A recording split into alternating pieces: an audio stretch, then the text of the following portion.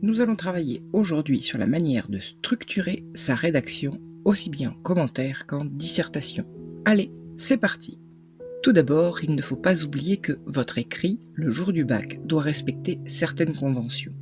Cela va faciliter la lecture par le correcteur.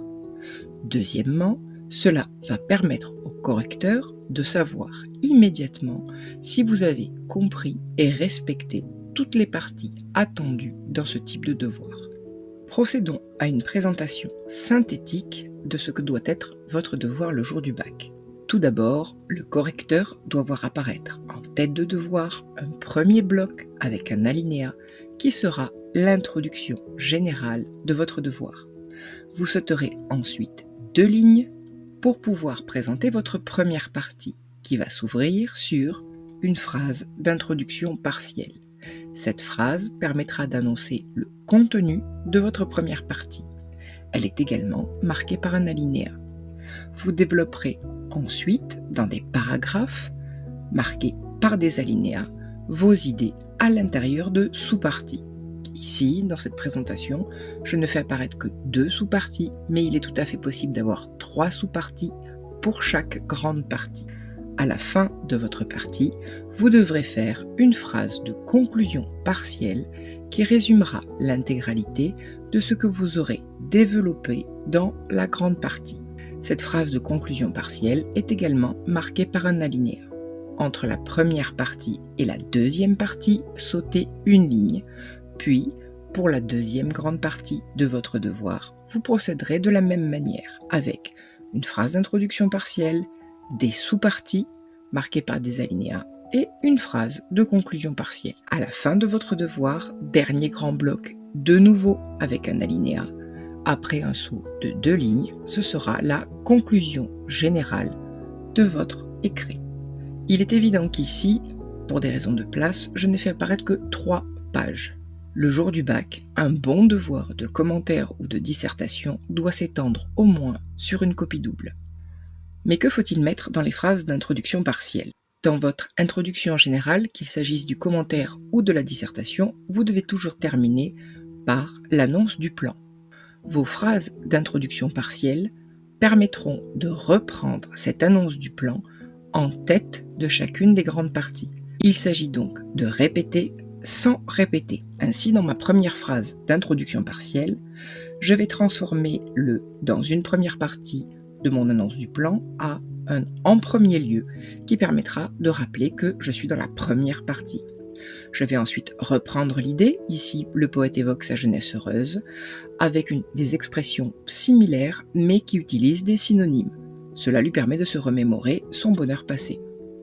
De la même manière, dans la phrase d'introduction partielle de la deuxième grande partie, je vais faire passer le « dans une seconde partie » à l'expression « en second lieu » et l'annonce de « nous montrerons que le temps ne lui a apporté que des désillusions » à une expression similaire mais avec des synonymes.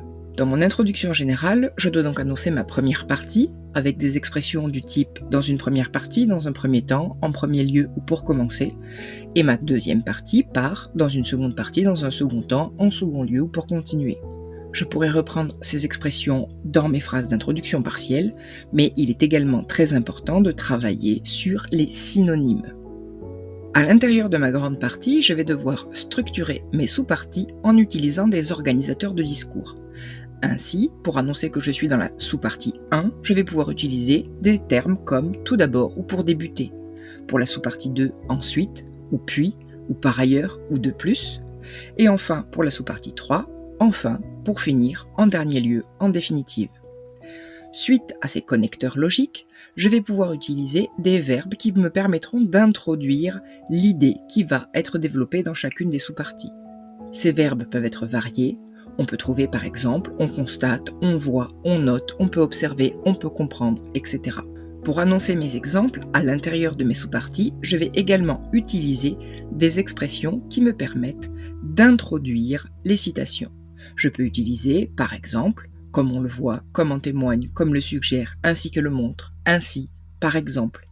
Dans tous les cas, il faut impérativement éviter la formulation « le texte dit que » ou pire encore, « le texte cite que ».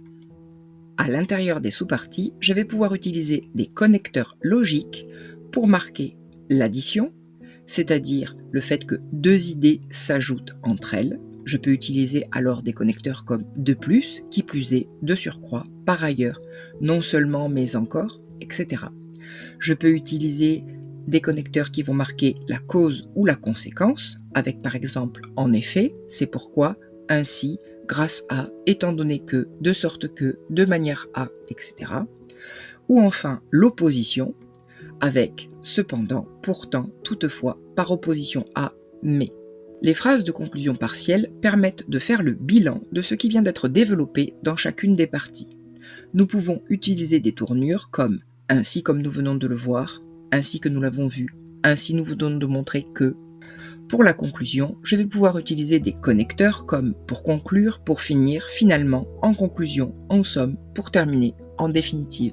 Votre objectif principal quand vous rédigez votre devoir au propre est que le squelette tienne debout. C'est-à-dire que l'on puisse repérer en un clin d'œil à quelle partie, sous-partie, introduction, phrase d'introduction, etc. on a affaire. Moins le correcteur passe de temps à chercher les informations, plus il sera enclin à augmenter votre note. Si vous avez tout compris, vous pouvez maintenant aller voir les autres vidéos de méthode. Allez, à bientôt!